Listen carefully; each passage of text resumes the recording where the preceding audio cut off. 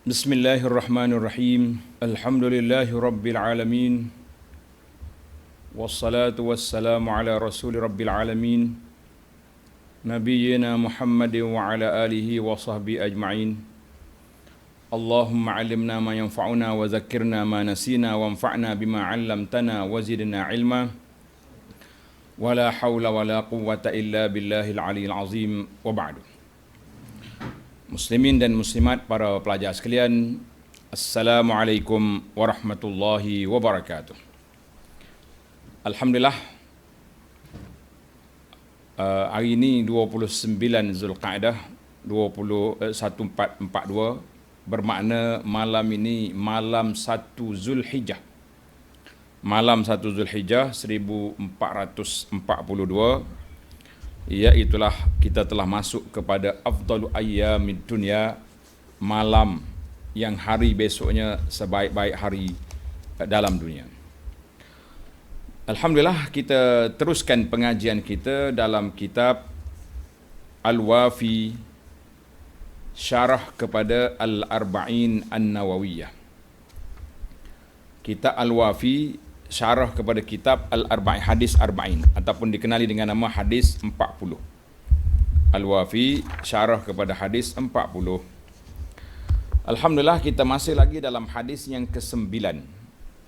Hadis yang ke-9 dalam bab ambil yang mudah, tinggal yang payah. Iaitulah hadis riwayat Abu Hurairah radhiyallahu anhu, sabda Nabi sallallahu alaihi wasallam, "Ma nahaitukum anhu fajtanibuh wa ma amartukum bihi fa'tu minhu mastata'tum." Mana-mana perkara yang aku larang, tinggalkan, dan apa yang aku perintahkan, maka lakukanlah sedaya upaya kamu. Fa inna ma ahlakal ladzina min qablikum kathratu masailihim wa ikhtilafuhum ala anbiya'ihim. Sesungguhnya binasanya orang-orang dulu dengan sebab banyaknya mereka banyak bertanya kepada nabi-nabi mereka, dan juga percanggahan dengan arahan para nabi. Jadi para pelajar sekalian, alhamdulillah, kita telah masuk ke perbincangan kita kepada isu yang ke-9, iaitulah as-su'al wa hukmuhu. As-su'al wa hukmuhu, masalah soal, isu banyak bertanya dan hukumnya. Bertanya dan hukumnya. Jadi kita ni boleh tak boleh kita tanya, di mana tempat yang kita boleh tanya, dan apakah tempat yang kita tidak boleh bertanya. Nah, ini perbincangan kita dalam masalah bertanya.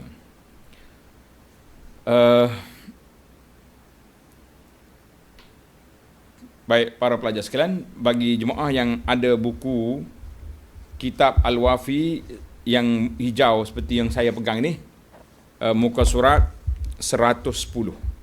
Muka surat 110. Bagi yang naskah lain, carilah hadis yang ke-9, perkara perbincangan yang ke-9. Iaitulah masalah soalan ataupun bertanya dan hukum-hukum bertanya. Tuan-tuan dan puan-puan, menariknya pelajaran kita ini, nak bertanya pun banyak juga hukum tentang pertanyaan.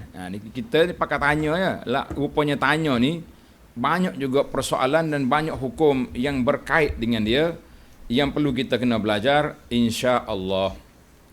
Baiklah para pelajar sekalian. Inna soal ala anwa'. Tuan Syekh kita kata apa? Soalan itu banyak kategori. Banyak kategori. Berbeza hukumnya dengan perbezaan biikhtilafil ba'is. Berbeza hukumnya dengan berbezanya sebab-sebab kesan daripada pertanyaan itu. Maka ada hukum wajib kena tanya. Ada hukum makruh, haram, ada yang makruh dan ada yang harus. Alhamdulillah. Baik, kita pergi kepada yang pertama, matlubun syar'an. Pertanyaan, soalan yang dituntut pada syarak. Soalan yang dituntut pada syarak, mana kita kena tanya, jangan tak tanya. Apa dia soalan? Yang pertama, fardu ain ala kulli muslim. Soalan ini menjadi fardu ain, kewajipan ke atas seorang muslim kena tanya. Artinya tidak harus seorang muslim termasuklah laki-laki yang perempuan dua-dua sekali, diam, tidak bertanya, berdiam diri, tidak bertanya, tak faham, tak tanya. Lah, itu tidak dipuji. Sepatutnya kita orang Islam ni kalau tak faham tanya, bukan tak faham diam. Kan? Ada setengah orang ni kalau tak faham pun dia tak tanya juga. Sebab apa? Dia kata tak boleh tanya banyak. Kan? Nabi larang bertanya. Ini salah guna ayat ni. Nabi larang bertanya. Bukan semua tempat kita dilarang. Ada yang kalanya mesti kena tanya. Soalan apa yang berkaitan dengan apa yang kita kena tanya ni? Tengok kitab. Soalan ini berkaitan dengan perkara-perkara yang bersangkutan dengan urusan agama dan hukum syarak yang tidak diketahuinya. Kita tak tahu halal haram, tak tahu benda baik, benda buruk, maka kita kena tanya. Iaitu perkara yang wajib ke atasnya melakukan dan dituntut darinya untuk menunaikannya. Seperti hukum taharah. Kita kena belajar hukum taharah, benda yang kotor, benda yang bersih, benda yang wuduk, benda yang batal, semua kena ada. Dan hukum solat. Apabila seorang itu telah balik, maka wajib dia kena mengetahui hukum hakam ini. Tak boleh dia diam. Tak pandai pun tak apalah. Tak boleh diam. Dan hukum hakam puasa apabila telah tiba bulan Ramadan. Sedangkan dia sihat dan bermukim, maknanya tidak musafir. Kalau dia musafir, boleh jadi dia boleh ambil rukhsah, boleh ambil kelonggaran untuk tidak berpuasa, kan? Oleh kerana dia tak musafir, dia bermukim, dia sehat, maka dia kena tahu hukum puasa. Begitu juga hukum hakam zakat. Sekiranya beliau memiliki harta dan telah mencukupi haulnya, mana haulnya pusingan setahun simpanan. Dan hukum hakam haji, sekiranya beliau mempunyai kemampuan dari segi nafkah bagi perjalanan haji dan nafkah bagi ahli keluarga yang ditinggalkan di kampung, maka fardu, kewajipan ke atasnya juga bertanya mengenai hukum hakam jualan, pembelian, muamalah sekiranya dia terlibat dengan perniagaan. Ini semua kena tanya. Kita ni kadang-kadang tak tanya. Kita pergi kerusuh perniagaan bagaimana nak marketing jual beli, ya. Tapi kita tak kerusuh hukum hakam tentang jual beli. Ini kepincangan yang berlaku dalam masyarakat kita. Juga mengetahui hukum hakam perkahwinan dan perkara yang berkait dengannya bagi sesiapa yang ingin mendirikan rumah tangga. Dan hukum hakam jihad bagi askar tentera yang berdiri dalam barisan pertahanan. Dan hukum hakam yang seumpama itu yang sepatutnya ditanya oleh seorang mukallaf yang bergantung kepada keadaan dalam kehidupannya. Dalam hidup kita ni tengok apa jenis. Kita ahli perniagaan kena tanya halal haram, jual beli. Ahli ni semua kena tahu. Berkenaan perkara ini, Allah Subhanahu wa taala telah memerintahkan kepada kita dalam Al-Quran, A'udzubillahi minasyaitonirrajim. Fas'alu ahlaz zikri in kuntum la ta'lamun. Maka bertanyalah kepada orang yang punya pengetahuan jika kamu tidak tahu. Kamu tak tahu, tanya orang. Jangan tak tahu diam. Ataupun tak tahu reka cerita sendiri. Ini bahaya lagi. Kan? Dia bincang sama dia. Saya rasa boleh lah. I rasa okey je ni. I rasa okey je ni.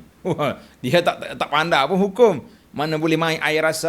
Ini I rasa kalau kita pergi restoran, I rasa sedap, I rasa seronok, okey lah. Ini hukum hakam. Kita kena tanya pakar, bukan pergi buat tanya sendiri. Maka itu kewajipan kita kena tanya. Suratul Nahli ayat 43. Dan tersebut dalam hadis Nabi SAW yang diriwayat oleh Imamul Baihaqi dalam Syu'abul Iman. Nabi kita bersabda, talabul ilmi faridatun ala kulli muslimin.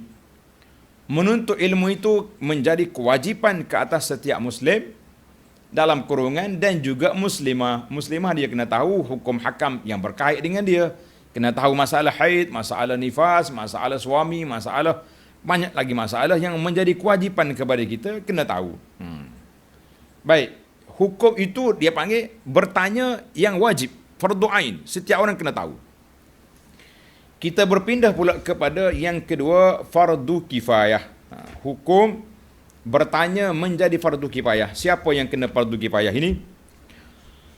Maksud fardu kifayah, apa makna maksud fardu kifayah? Iaitu menuntut ilmu itu tidak wajib ke atas setiap orang. Bahkan memadai jika terdapat sebahagian orang yang bangun melaksanakan, menunaikan kewajipan menuntut ilmu dan gugur kewajipan itu daripada sebahagian orang yang lain. Jika semua orang tidak melaksanakan kewajipan ini, maka semua mereka berdosa. Dalam kampung ni contohnya, tak ada seorang pun belajar agama, tak tahu halal haram, berdosa satu kampung. Tapi dalam kampung ni ada imam, ada ustaz, ada tempat yang kita boleh rujuk, tanda halal haram semua, maka kita kata itu selesailah masalah kita. Alhamdulillah. Itu dia panggil fardu kifayah. Menuntut ilmu diibaratkan dengan bertanya dengan tujuan memperluaskan kepahaman tentang agama. Maknanya kita nak mendalami lagi, nak jadi pakar. Memperluaskan pengetahuan hukum hakam syarak dan untuk amalan. Tetapi dengan tujuan memelihara agama, kita bukan sekat amal untuk kita nak jaga agama ini, kan? Maka mereka akan bangun melaksanakan amanah kefatwaan dan kehakiman, membawa panji-panji dakwah kepada Allah Azza wa Jalla, mengajari orang-orang Islam yang lain apa yang mereka perlukan dalam urusan agama mereka, menjauhkan kaum muslimin daripada sebab-sebab kesesatan dan kegelinciran, dan juga agar mereka berjalan di atas jalan hidayah dan petunjuk. Maknanya kena adalah dalam kelompok, dalam kampung, dalam daerah, dalam negeri, orang-orang yang pandai dalam bidang agama. Alhamdulillah, setiap negeri, setiap daerah kita sudah ada pegawai agama jajahan. Setiap negeri kita ada mufti negeri. Kita ada pendakwah-pendakwah yang tak terikat dengan kerajaan, dipanggil pendakwah bebas, yang betul-betul mahir dalam bidang yang dia boleh bercakap. Maka kita mengatakan gugurlah dosa daripada masyarakat umum. Dalilnya firman Allah Ta'ala, وَمَا كَانَ الْمُؤْمِنُونَ لِيَنْفِرُوا كَافَّةً فَلَوْلَا نَفَرَ مِنْ كُلِّ فِرْقَةٍ مِّنْهُمْ طَائِفَةٌ لِيَتَفَقَّهُوا فِي الدِّينِ وَلِيُنْذِرُوا قَوْمَهُمْ إِذَا رَجَعُوا إِلَيْهِمْ لَعَلَّهُمْ يَحْذَرُونَ. Dan tidaklah betul dan elok orang-orang yang beriman keluar semuanya pergi berperang. Semua sekali pergi berperang belaka. Oleh itu hendaklah keluar sebahagian sahaja daripada tiap-tiap puak kumpulan di antara mereka, supaya orang-orang yang tinggal itu mempelajari secara mendalam, tafaqquh fiddin, belajar sungguh-sungguh agama yang dituntut, dan supaya mereka dapat mengajar kaumnya yang keluar berjuang apabila orang-orang itu kembali kepada mereka. Mudah-mudahan mereka dapat berjaga-jaga daripada melakukan larangan Allah. Maknanya Allah nak bukan semua pergi berperang, pergi berdakwah, tapi kena ada sekelompok yang menuntut ilmu, tafaqquh fiddin. Surah At-Taubah ayat 122. Dan demikian juga maksud hadis Nabi, ala falyu'allimis syahid minkumul ghaib. Nabi kata adalah orang yang saksi, orang yang hadir dalam majlis ilmu kita ni, menyampaikan kepada orang yang tak hadir. Bukan semua orang pergi belajar, ada yang tak pergi, maka yang pergi wajib dia kena, kenapa? Dia kena mengajar kepada orang yang tak hadir. Hadis ni muttafaqun alaih, dikeluar oleh Imam Bukhari dan Muslim. Baiklah para pelajar sekalian, Ibnu Abbas radhiyallahu anhuma telah ditanya mengenai sebab mengapa beliau memperoleh ilmu yang luas. Ini tip tuan-tuan tanda. Kenapa Tuan Syekh Ibnu Abbas umurnya masih muda tapi ilmunya sangat luas? Kenapa? Kata Ibnu Abbas, innani utitu lisanan sa'ulan wa qalban aqulan. Dua patah dia kata. Ibnu Abbas kata, Allah telah kurniakan kepadaku lidah yang suka bertanya dan hati yang banyak berfikir. Kita ni kadang-kadang banyak bertanya, mikirnya tidak. Pakai tanya je.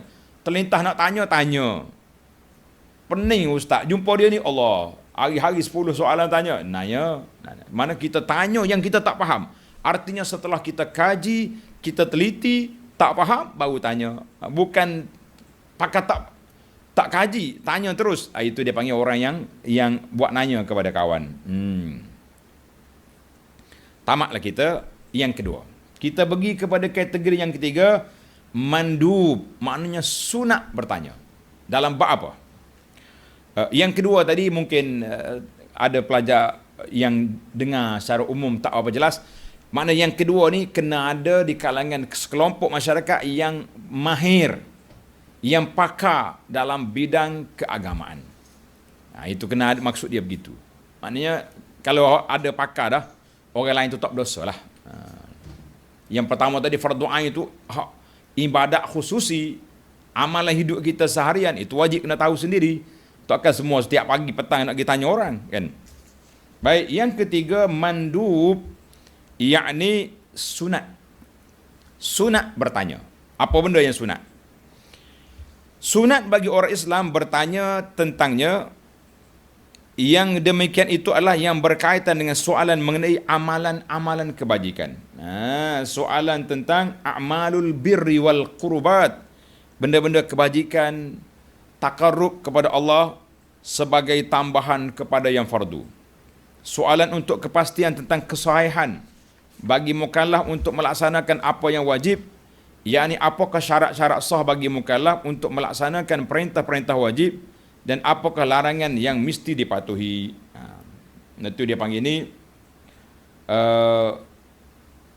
kita nak tanya, sunat kita tanya tentang perkara apa lagi yang saya patut buat. Saya dah jaga dah, ilmu fardu ain kita pandai, tapi ilmu yang nak tambah, nak tingkatkan amalan, dia panggil perkara sunat. Kita nak sedekah pada orang, kita nak bantu orang, kita nak macam-macam cara yang kita nak, maka itu dia panggil amalan sunat yang elok kita kena tahu, kena belajar. Baik, 3 kategori pertanyaan. Fardu ain, wajib, kan? Yang wajib ni ada 3, yang dituntut syarak ada 3 perkara, yang bersifat fardu ain, yang bersifat fardu kifayah, dan bersifat sunat. Sekarang ni kita berpindah pula kepada soalan yang dilarang. Apakah bentuk soalan yang dilarang oleh Allah Azza wa Jalla? Apakah bentuk soalan yang dilarang oleh Allah, yang di dalam syariat? Maka soalan ini juga mempunyai beberapa darjat seperti berikut. Yang pertama, haram tanya. Tanya tu haram. Berdosa seorang mukallaf. Dia mau tanya apa dia mukallaf ni, mana kita ni lah, orang yang akil, yang balik, tanya, bukan kanak-kanak, bukan orang gila, itu mukallaf. Bertanya mengenai apa yang berdosa tanya ni. Tu tanda. Soalan tentang perkara yang telah disembunyikan oleh Allah Ta'ala dan hamba-hambanya tidak ditunjukkan kepada mereka, dan Allah memfirmankan bahawa ilmu mengenai perkara ini khusus bagi Allah. Contohnya kita pergi tanya bila kiamat. Jangan tanya. Dia kata, ustaz, hari ni ada orang ni duk ramal kiamat akan berlaku pada bulan 12.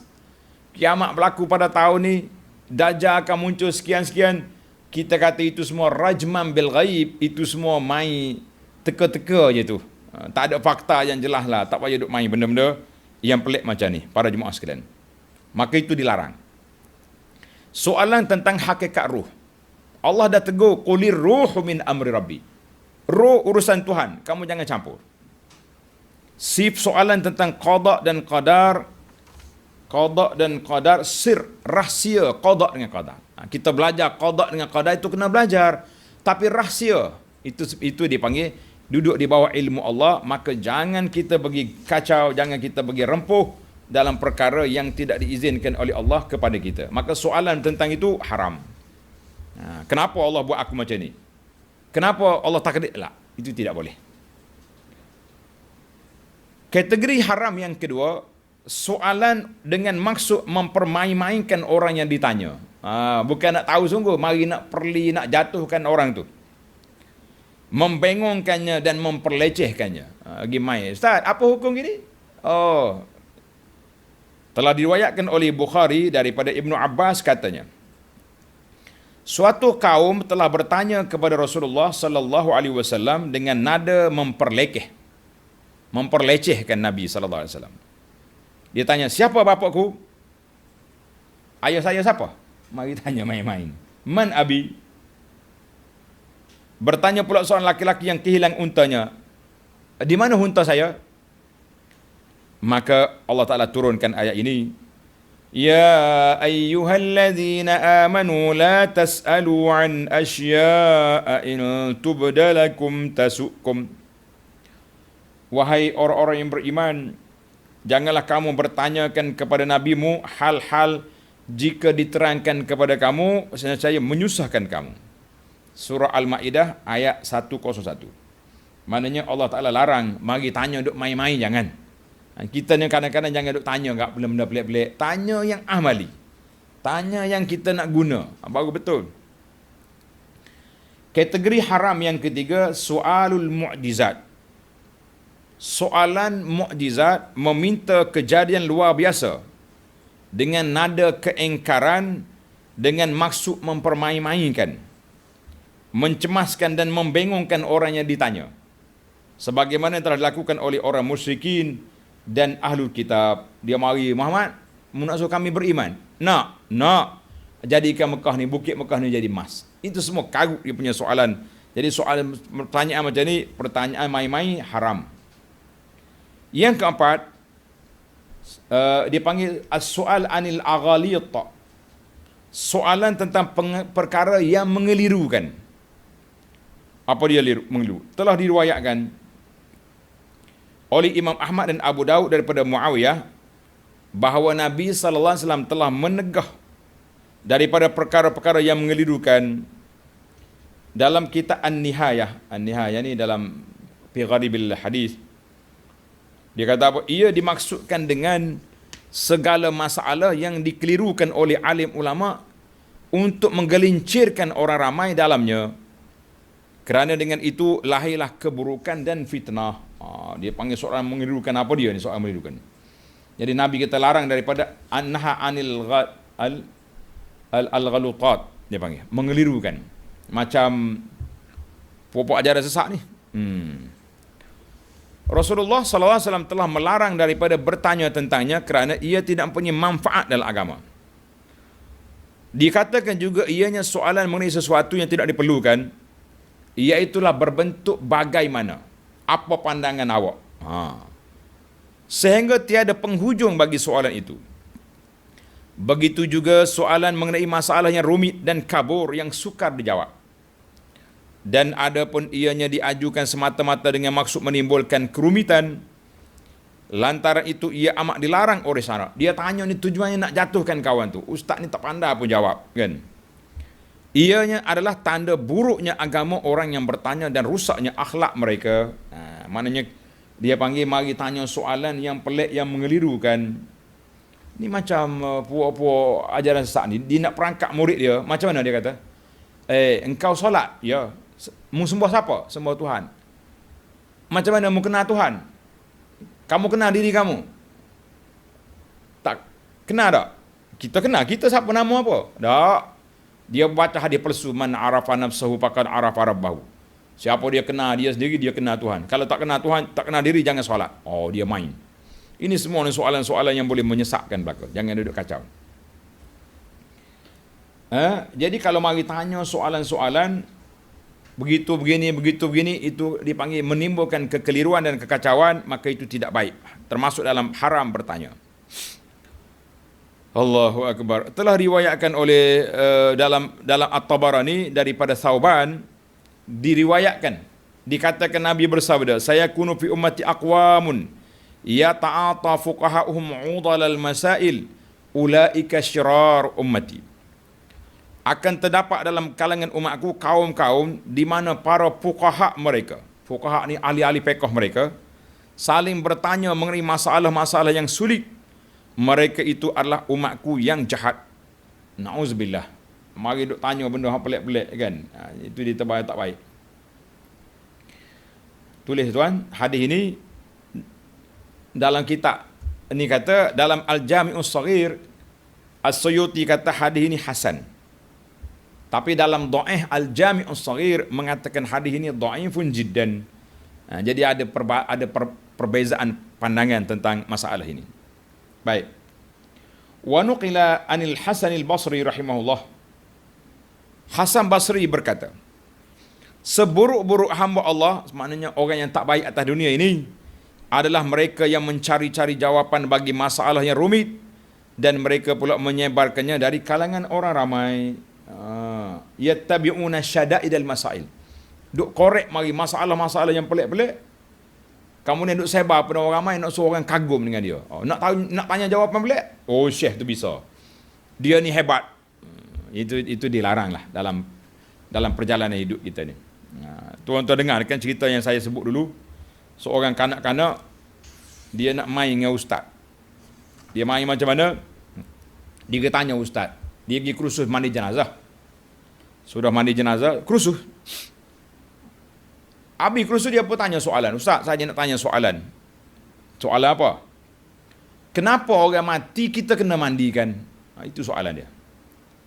Ustaz apa betul, kata orang betul macam sodek, betul strik punya orang, tak pandai kona-kona, buka kitab semula, baca hadis, baca. Dia budak ni sengih suka dia tu ustaz. Tak payahlah buka kitab, buka nota. Saya bukan nak dengar ceramah, saya tanya soalan je. Kenapa orang mati kita kena mandikan? Kenapa? Ustaz pula garu kepala pening budak ni. Oh, dia kata ustaz, jangan ceramah. Sebab dia tak boleh mandi sendiri, kita kena mandikan. Pening kepala ustaz. Alah budak ni main aku. Ini panggil soalan nak main-main. Soalan lurus, dia panggil main-main, jangan dia kacau ni. Baik, kita berpindah kepada kategori yang kedua, soalan yang dilarang bersifat makruh. Yang pertama tadi haram, yang ni makruh. Apa dia yang makruh? Yang makruh ni, soalan lebih baik bagi mukallaf tidak bertanya. Mana kalau tak tanya lebih baik.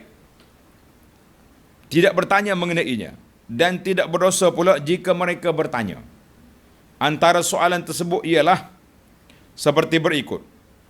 Soalan mengenai sesuatu yang tidak diperlukan dan jawapan yang bagi soalan ini pula tidak mempunyai faedah keilmuan, akademiknya. Dan kemungkinan jawapan bagi soalan itu pula akan menyusahkan orang yang bertanya. Telah riwayat oleh Imam Muslim, hadis ini sahih dalam Muslim, daripada Abu Musa al-Ash'ari radhiyallahu anhu, su'ilan Nabi sallallahu alaihi wasallam an asya'in karihaha.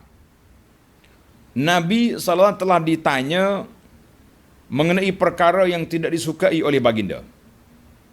Apabila soalan sebab itu bertambah banyak, Nabi menjadi marah. Berubah muka dia. Kemudian baginda sallallahu bersabda kepada orang ramai, tanyalah kepada aku tentang apa yang mu nak tanya. Tak nak tanya? Tanya. Oh, marah. Seorang lelaki bertanya, siapa bapakku? Nabi SAW menjawab, bapakmu Huzaifah. Bangun seorang pula laki-laki tanya, siapakah bapakku Rasulullah? Nabi nak bapakmu adalah Salim, hamba kepada Syaibah. Tak kalau Umar melihatkan keadaan muka Rasulullah SAW yang kemerahan kerana marah, dia pun berkata, ya Rasulullah, sesungguhnya kami bertaubat kepada Allah Azza wa Jalla. Jadi Umar nak potong cakapan supaya orang tak tanya. Umar mari dekat Nabi, dia kata, ya Rasulullah, inna natubu ilallah, kami taubat kepada Allah Ta'ala. Ini dipanggil soalan-soalan macam ni tidak bagus, menyusahkan Nabi, dan soalan pun tidak ada kepentingannya. Baik, kita pergi kepada soalan yang makruh yang kedua, iaitu soalan kepada perkara yang syariat tak sebut apa-apa, iaitu tentang perkara-perkara yang berkaitan dengan halal dan haram. Tidak dijelaskan oleh syarak sama ada ia sesuatu yang dituntut pelaksanaannya atau sesuatu yang dilarang. Berkemungkinan soalan tentang itu akan menyebabkan taklif, keberatan, serta kepayahan dan kesukaran untuk melaksanakannya. Mungkin tanya nanti tukar hukum pula. Lalu kaum muslimin akan mengalami kesukaran dan kerumitan, dan orang yang bertanya pula adalah penyebab bagi segala kesukaran tersebut. Imam Muslim meriwayatkan daripada Sa'ad bin Abi Waqqas sabda Nabi sallallahu alaihi wasallam, "Inna a'zamal muslimina fil muslimina jurman man sa'ala an syai'in lam yuharram 'alal muslimin fa hurrima 'alaihim min ajli mas'alatihi." Sebesar-besar jenayah kaum muslimin kepada orang Islam yang lain ialah sesiapa yang bertanya tentang sesuatu yang tidak diharamkan ke atas orang Islam, maka diharamkan ke atas mereka disebabkan soalannya itu. Dalam riwayat lain, man sa'ala an syai'in wa naqara anhu. Sesiapa bertanya tentang sesuatu dan berlebih-lebihan dalam mencari jawapan, iaitu dengan menjalankan penyelidikan, maknanya kuat sangat duk korek sampai menyusahkan orang lain, maka itu termasuk dalam perkara yang dilarang. Baiklah. Imam Nawawi rahimahullah telah berkata, Al-Qadhi Iyad berkata, yang dimaksudkan dengan jurman, jenayah tadi, ialah kesukaran ke atas orang Islam. Kerana itu adalah satu jenayah yang merupakan dosa dan ia dihukum kerananya. Kemudian Nawawi kata bahawa yang paling betul, yang betulnya makna hadis ini ialah apa yang telah diperkatakan oleh jumhur ulama dalam syarah hadis ini, bahawa maksud jenayah itu adalah dosa. Maknanya dosa siapa dia pergi kacau, pergi tanya soalan-soalan yang menyusahkan orang lain, maka itu dikira satu dosa.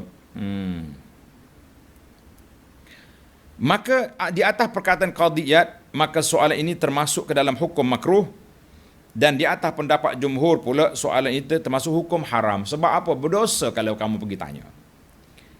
Baik, kesimpulan kepada soalan ini, kata Imam Nawawi rahimahullah ta'ala, larangan ini khusus pada zaman Nabi SAW, dan adapun selepas itu setelah syariat telah bertertegak dan sejahtera daripada pertambahan, maknanya sudah lengkap dah soalan-soalan, maka larangan itu pun hapus bersama terhapusnya sebab bagi larangan itu, iaitu ianya kemungkinan diharamkan bertanya tentang sesuatu kerana wahyu sudah tiada selepas Rasulullah sallallahu alaihi wasallam. Jadi wahyu tak ada dah putus, kalau kita tanya pun tak berubah dah hukum. Itu maksud dia. Telah diriwayatkan dalam Sahih Bukhari dan Muslim bahawa seorang laki-laki telah bertanya kepada Rasulullah sallallahu alaihi wasallam mengenai seorang laki-laki yang telah mendapati isterinya bersama dengan laki-laki lain. Dalam bab hukum li'an yang telah kita bincang dalam surah An-Nur pagi-pagi itu. Lalu ia membunuh laki-laki itu. Sudah. Adapun soalan demikian ditanya ketika turun ayat mengenai hukum had bagi zina, di mana disyaratkan padanya 4 orang saksi, maka Rasulullah SAW tidak suka akan permasalahan itu lalu mencercanya. Tapi apa boleh buat, soalan itu terjadi sungguh. Akhirnya apa yang ditanya itu berlaku pada sahabat yang bertanya, sebab dia tanya itu kerana dia syak. Ada benda tak baik berlaku pada isteri dia, curang isteri dia dengan orang lain. Baiklah.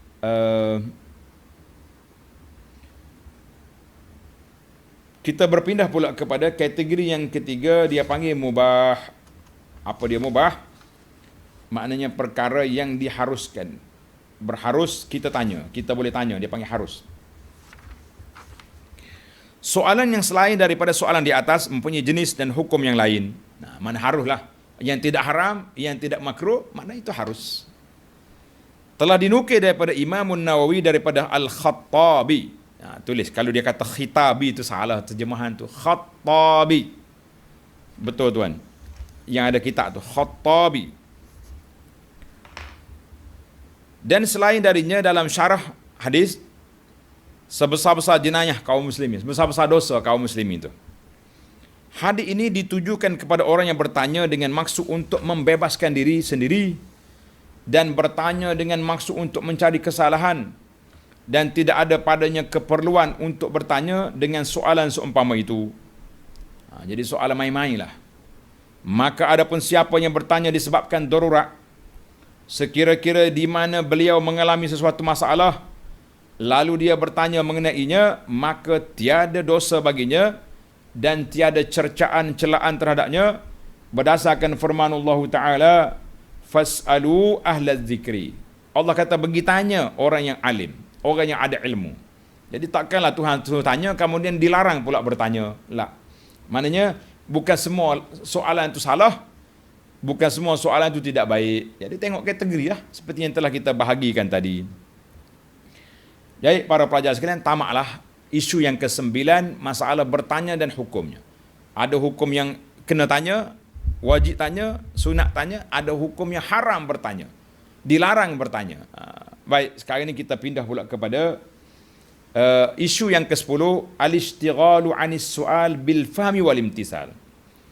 Jangan duk sibukkan diri bertanya itu ini, bertanya soalan tu, tetapi hendaklah kita sibuk dengan memperolehi kefahaman dan melaksanakan ketaatan. Allah perintah gini, buatlah. Ni banyak soalan sampai tak nak buat. Baik. Tanggungjawab yang mesti seorang Muslim itu memikulnya dan mengambil berat akannya, iaitu menyelidiki apa perkara perintah yang datang daripada Allah dan Rasulnya sallallahu alaihi wasallam. Kemudian berusaha untuk memahami perkara tersebut dan berhenti pada maknanya tanpa mengada-ngadakan sesuatu yang lain daripada makna tersebut. Bila kita Allah perintah, kita buat. Ni kita kona sana kona sini, yang haram jadi tak haram, dia punya pusing lah. Jika ianya berkaitan dengan urusan-urusan keilmuan, maka adalah membenarkannya dengan beriktikad dengannya. Jadi kalau benda tu berkait dengan ilmiah, kita kena usaha ijtihad untuk mengeluarkan hukum daripadanya. Sekiranya urusan amalan, maka hendaklah mengorbankan kesenangannya dengan berjuang untuk mengamalkan amalan yang termampu dilakukannya dan menjauhi larangan-larangannya. Maknanya kalau arahan, kita cuba buat. Yang dilarang, kita cuba jauh. Jangan pula pergi kona supaya tak jadi, supaya lepas. Maka sesiapa melakukan demikian, beliau akan memperoleh kebahagiaan dunia dan keselamatan di akhirat. Sebaliknya, sesiapa yang bertentangan dengan demikian itu, hak Tuhan suruh, dia kona, cari hujah nak melepaskan, lalu menyibukkan dirinya dengan perkara yang terlintas dalam dirinya dan fikirannya, lalu terjatuh ke dalam perkara yang Rasulullah sallallahu alaihi wasallam telah memberi amaran dan peringatan tentangnya. Sebagaimana pertanyaan ahlu kitab. Ahlu kitab ni banyak sangat bertanya kan. Cerita Nabi Musa dengan lembu Bani Israel pun bukan main susah nak jawab. Iaitu ahli kitab yang telah musnah disebabkan banyaknya soalan dan pertelingkahan mereka terhadap para nabi mereka. Begitu juga ketidaktaatan dan ketidakpatuhan mereka terhadap nabi-nabi Allah itu.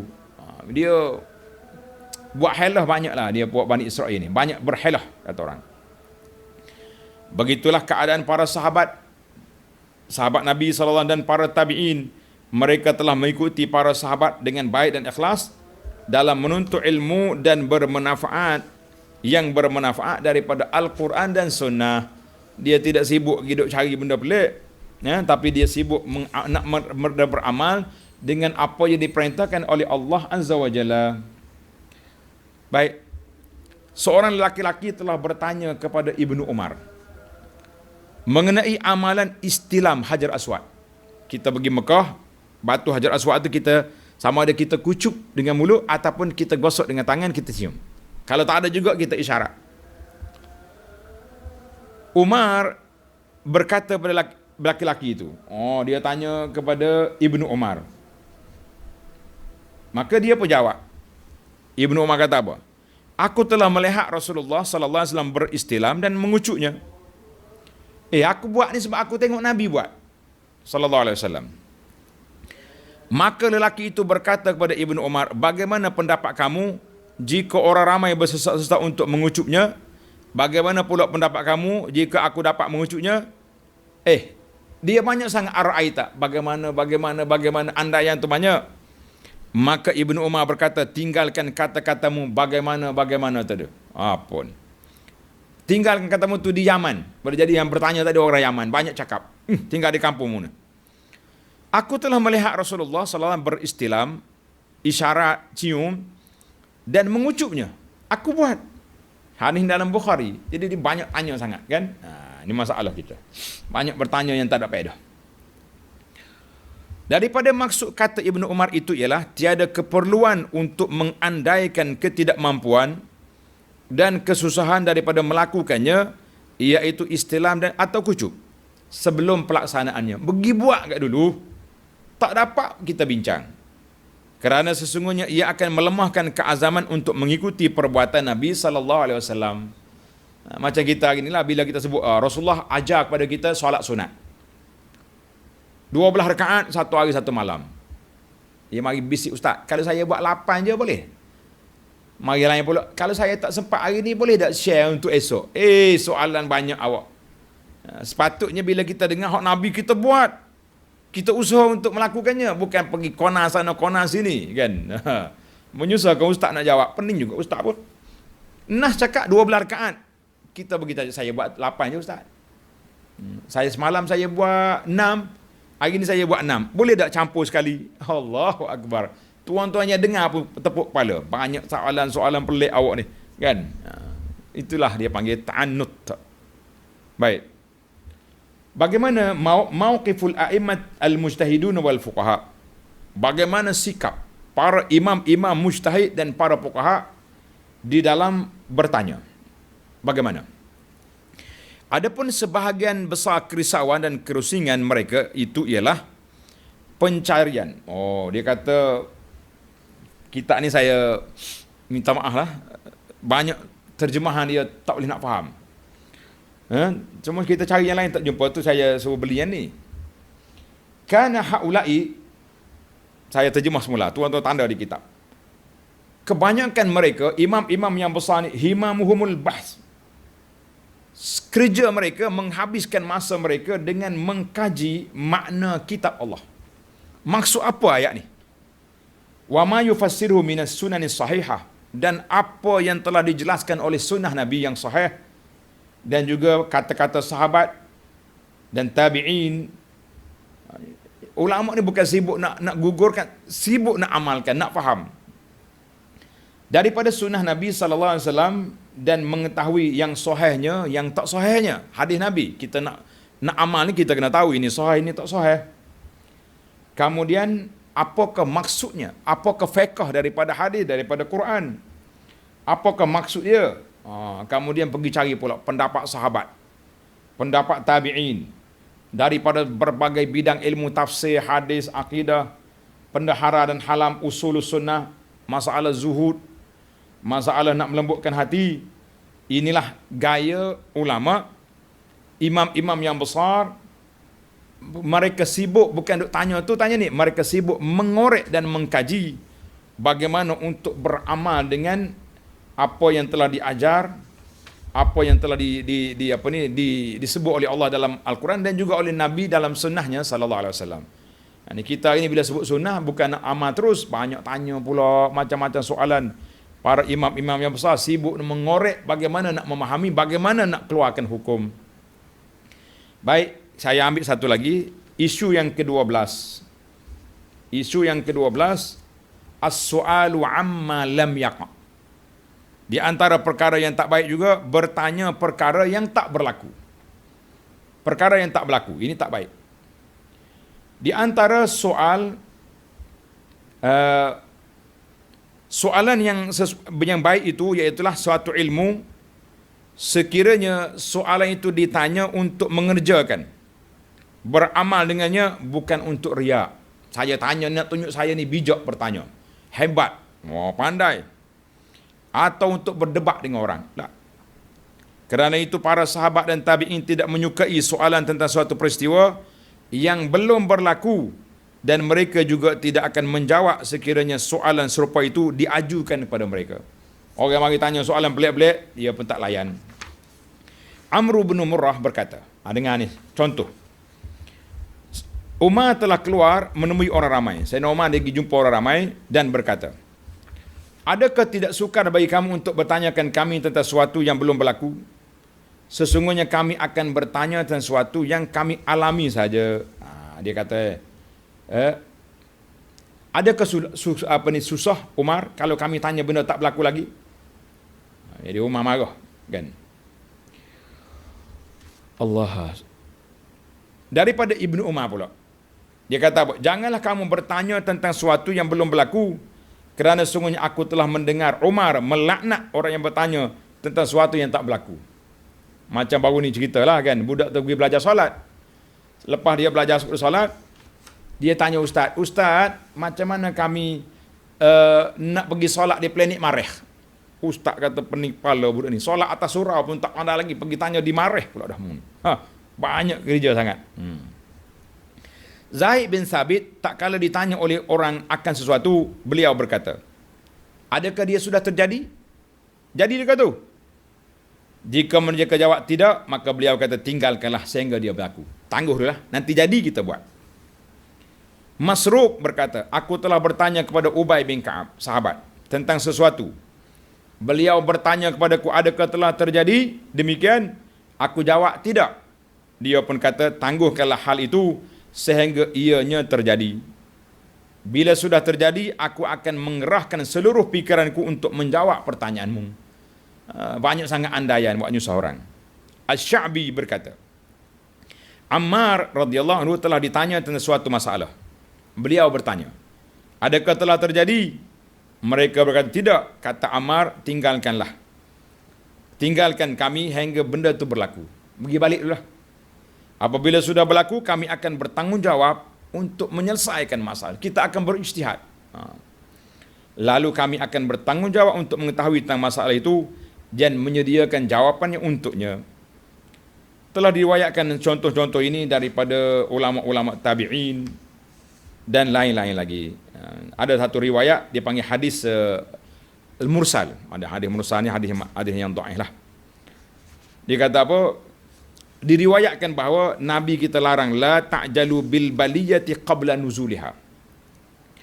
Jangan kamu bersegera bertanya suatu musibah sebelum ianya terjadi, kerana sesungguhnya jika kamu tidak bersegera bertanya tentang musibah tersebut, akan ada dalam kalangan orang Islam yang termasuk ke dalam golongan mereka yang berkata, iaitu menjawab soalan tersebut apabila berlaku, maka pandangannya tepat dan betul. Tapi jika kamu tanya sesuatu yang benda yang belum berlaku, maka berpecahlah jalan itu daripada kamu di sana dan di sini. Mana benda tak jadi? Andaian. Kita nak buat kesimpulan apa payah.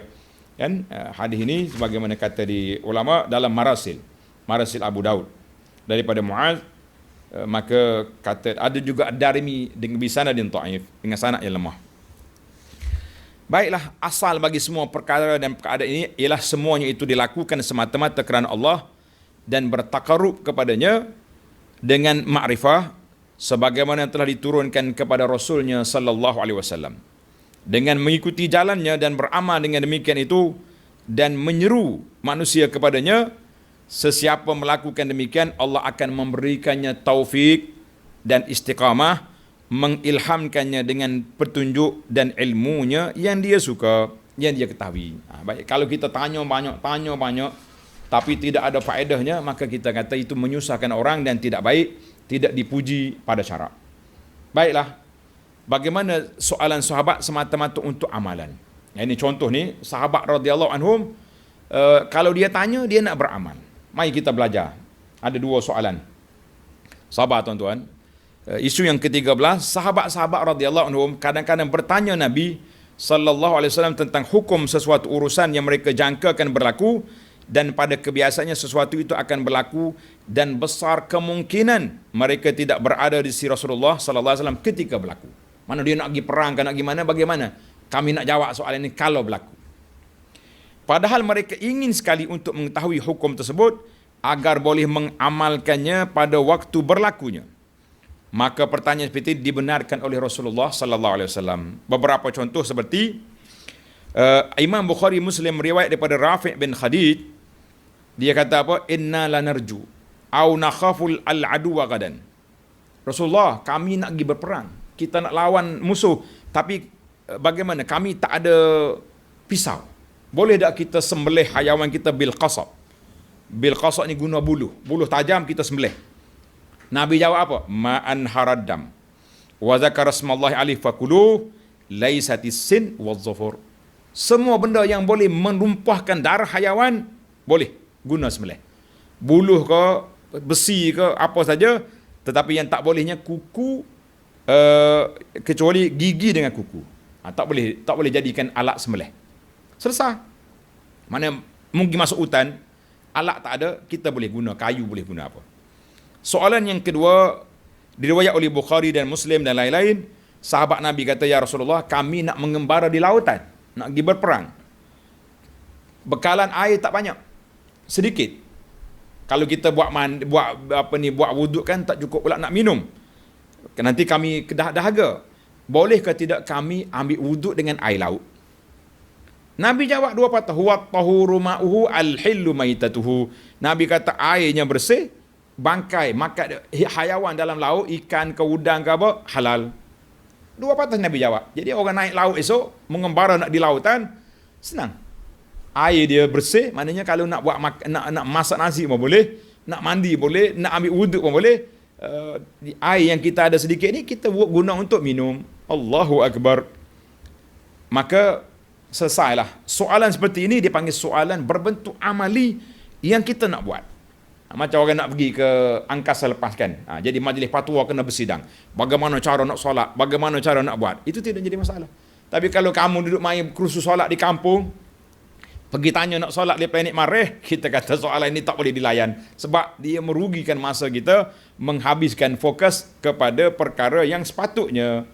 Baik, para belajar sekalian, insya-Allah isu yang ke-14 kita sambung besok, yang kita kira siri terakhir dalam syarah kepada hadis yang ke-9 ini, insya-Allah. Subhanakallahumma wa bihamdika asyhadu an la ilaha illa anta astaghfiruka wa atubu ilaik.